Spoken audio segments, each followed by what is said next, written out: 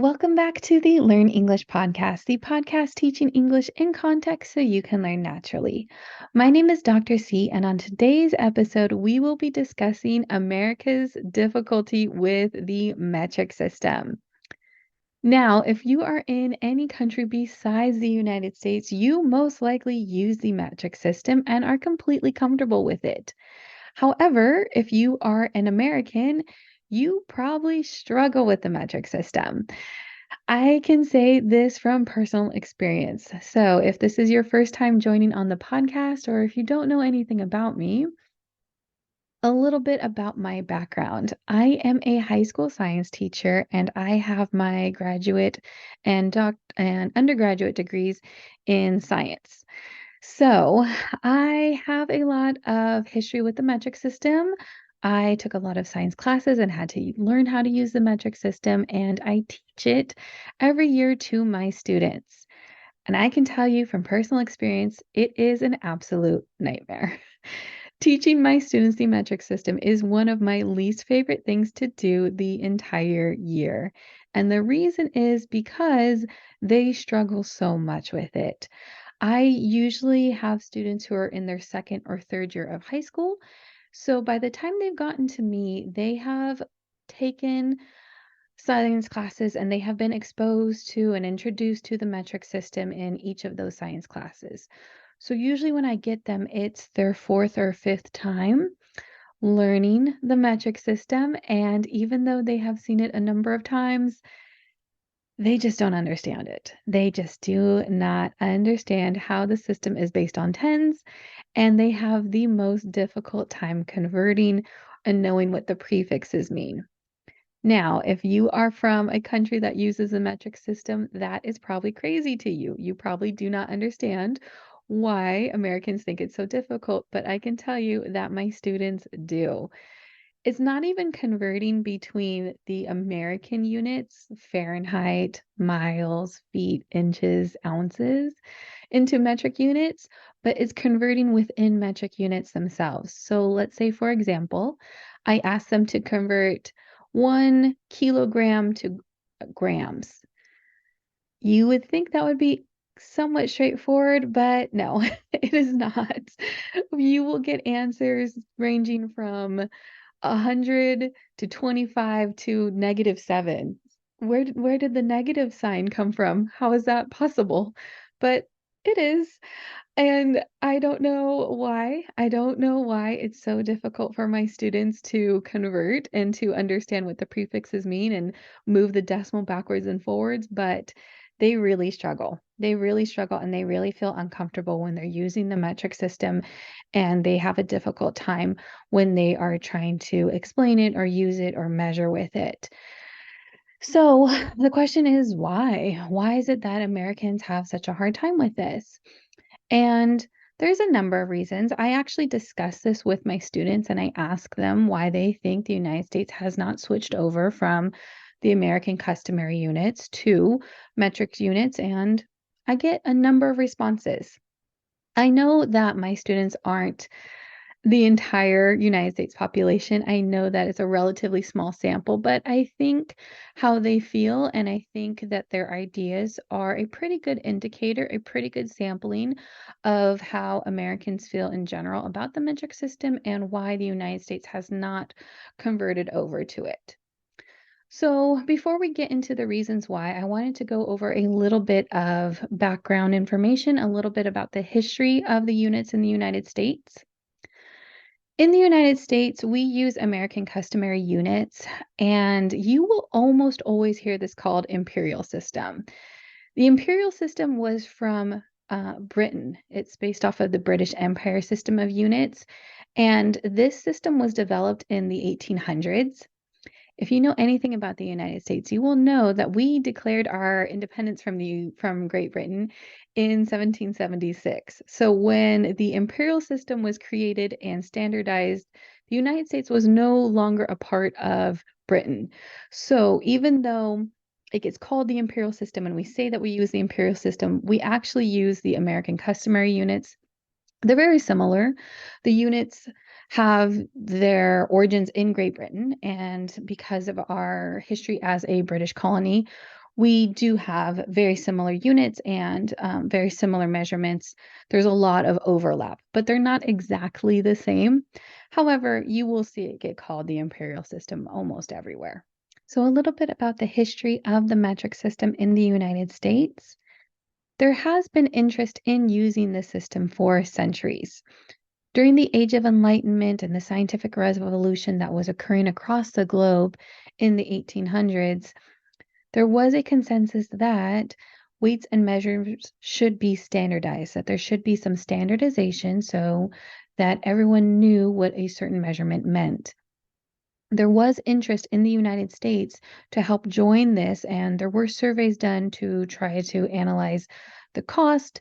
There were scientists and intellectuals who thought that it would be better if the United States joined in the effort to help create the standardization and the new system of units.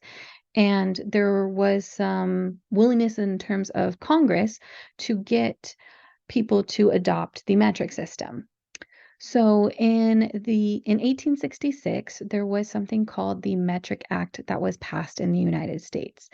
This act did not force anyone or encourage anyone to use the metric system. In hindsight, maybe it should have, but it didn't. What it did was that it allowed for the legalization of using the metric system in the United States.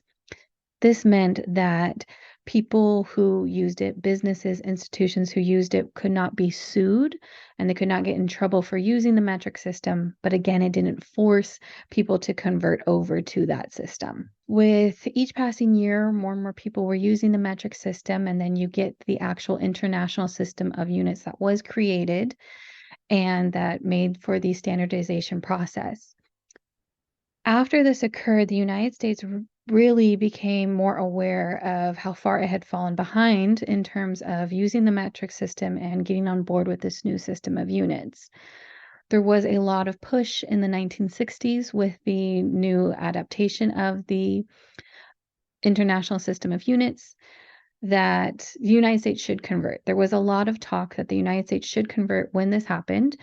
And I can tell you that my mom remembers this. She was a student in the 1960s, and she remembers being told that they had to learn the metric system, that the United States was going to convert, and that they had to start using this system every day.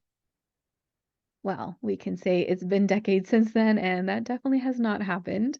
But at the time, there was a lot of talk about it happening.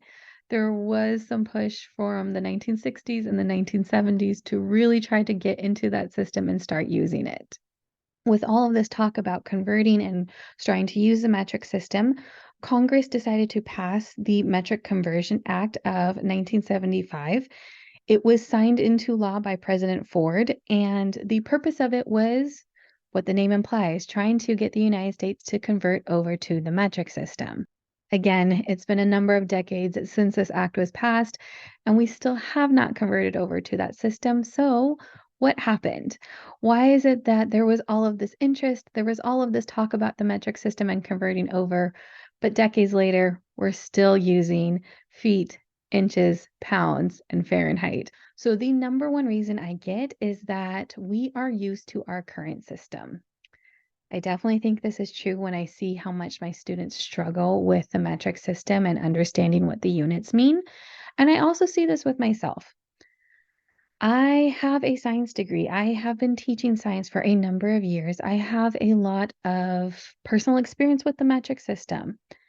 I'm comfortable using Celsius. I can convert Celsius and Fahrenheit relatively easily.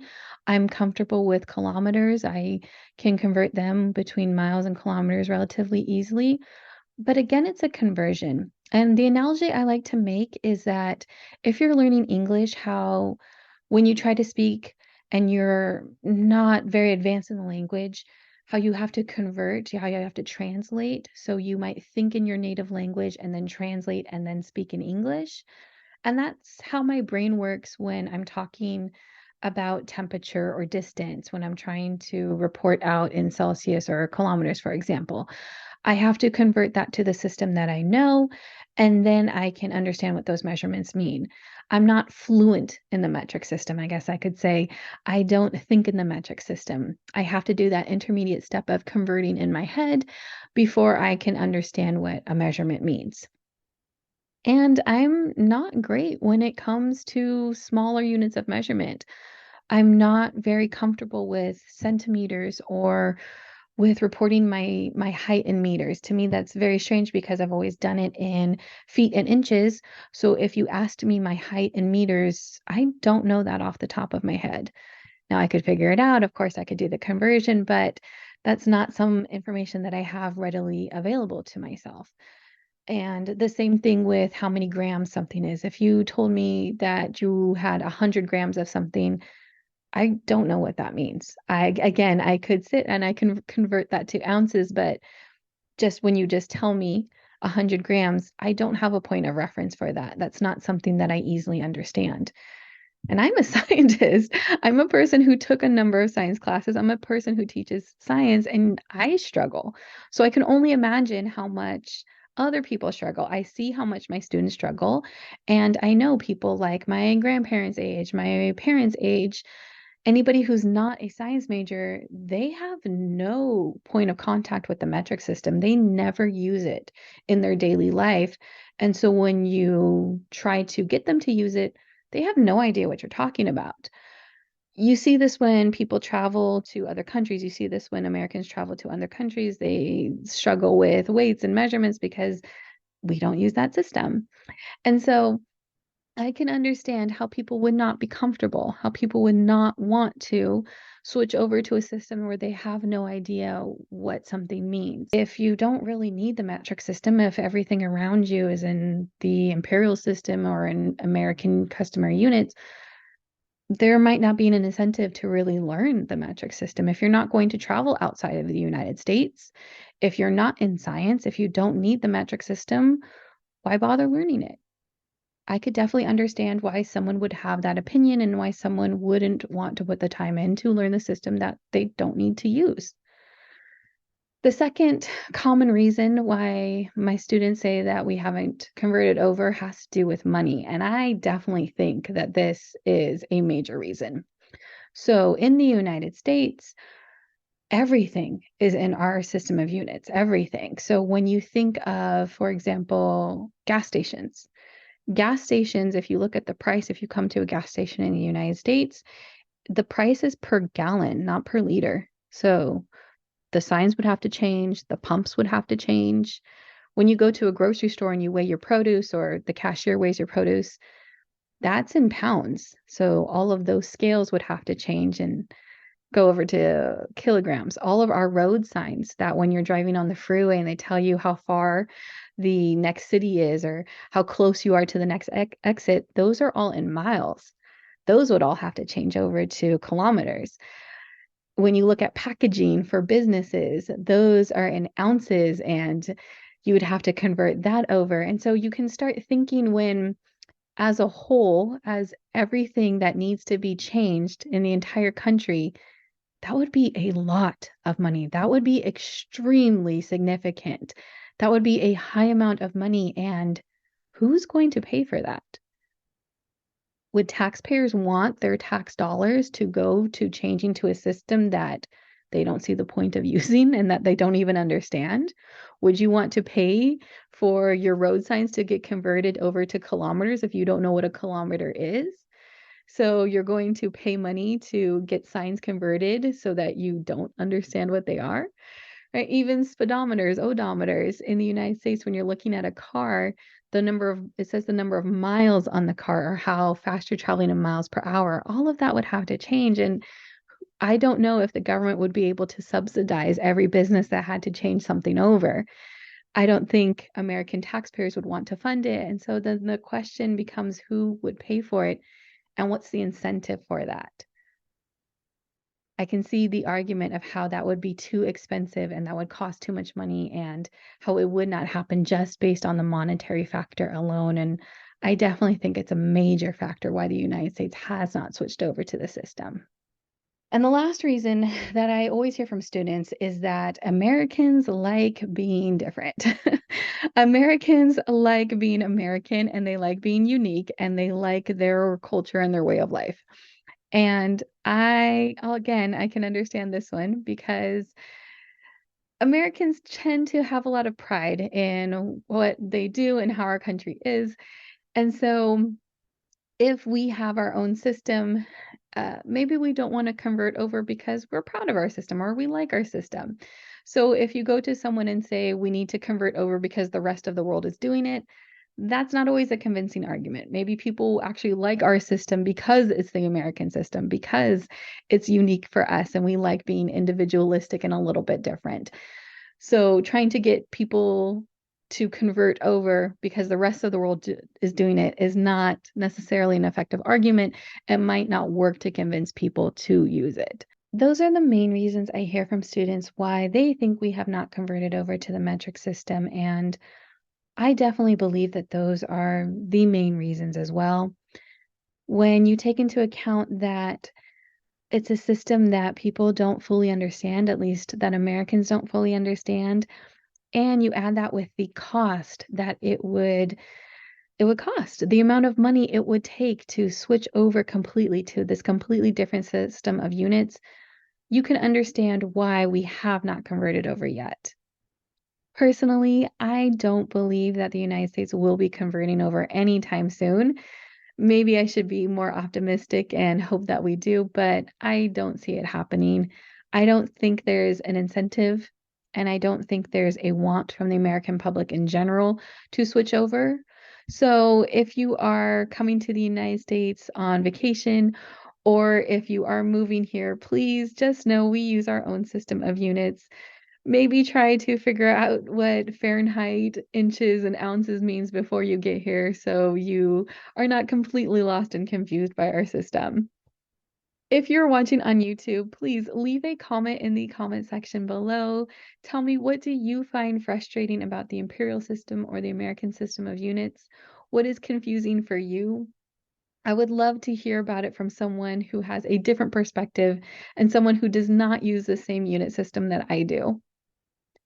If you are enjoying this podcast, if you're finding the topics interesting and helpful, please leave a review on whatever app you're using to listen to this podcast on. Like and subscribe so you don't miss our next episode when it comes out next week.